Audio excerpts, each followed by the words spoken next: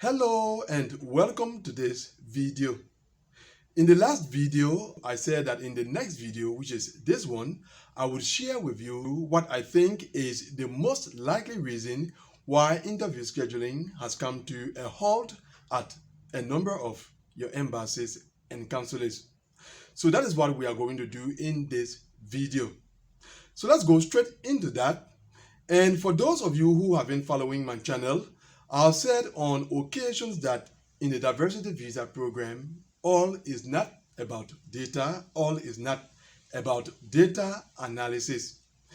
In fact, if all was about data or data analysis, then we should not have interview scheduling coming to a halt at your different embassies and consulates. Because when you refer to the data, you will see that there is no reason why interview scheduling should come to a halt at those embassies and consulates that are concerned. There are still many cases that are not yet interviewed in the DV 2024 program. The program has not yet come to an end. So why should interview scheduling come to a halt at those embassies and consulates? So this is just to reaffirm that in the diversity visa program, all is not about data, all is not about data analysis. Now, let's go into what I think is the most likely reason why interview scheduling has come to a halt at embassies that had very good performance previously in the DV 2024 program. Now, again, for those of you who follow this channel, I've said on many occasions what I use in most instances to analyze situations in the diversity visa program. I spoke to you about observation and experience.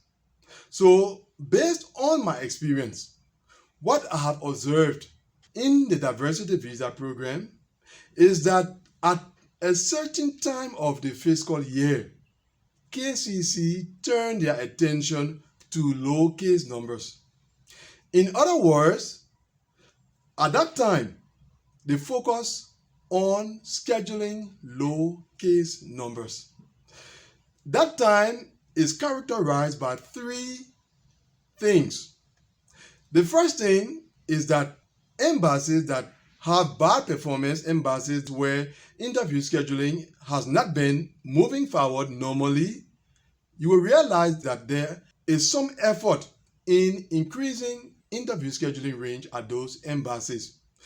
At the beginning of this month of May, we saw that at embassies like Accra, Ghana, and Addis Ababa, Ethiopia.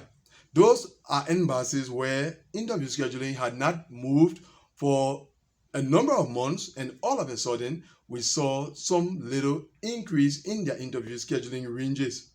Now, the second thing that characterizes that time is that at embassies where interview scheduling is going on normally, you will realize that low case numbers start to get considered for interview scheduling. And the final thing that characterizes that period is that interview scheduling comes to a halt at a number of embassies and consulates that were previously performing well. That is what I have observed in the diversity visa program in recent time. So what I think is the most likely reason why interview scheduling has come to a halt at your different embassies and consulates is because KCC turned their attention to low case numbers during the past few weeks. But that is just the first part.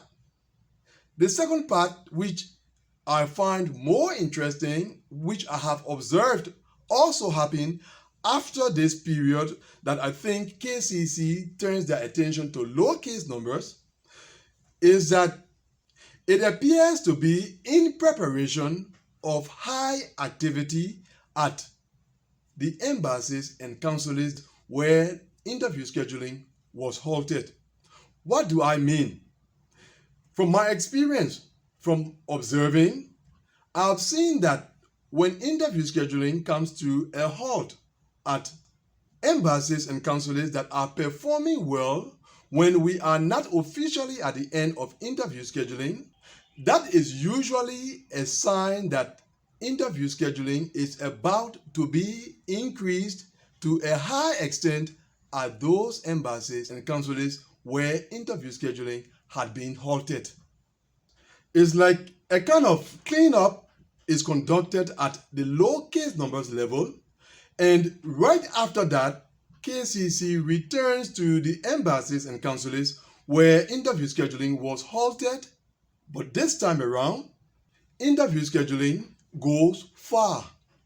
This is a trend that I have observed happen in the diversity visa program in recent time, and so I decided to share that with you because no other reason justifies why interview scheduling should come to a halt at the embassies and consulates that are concerned.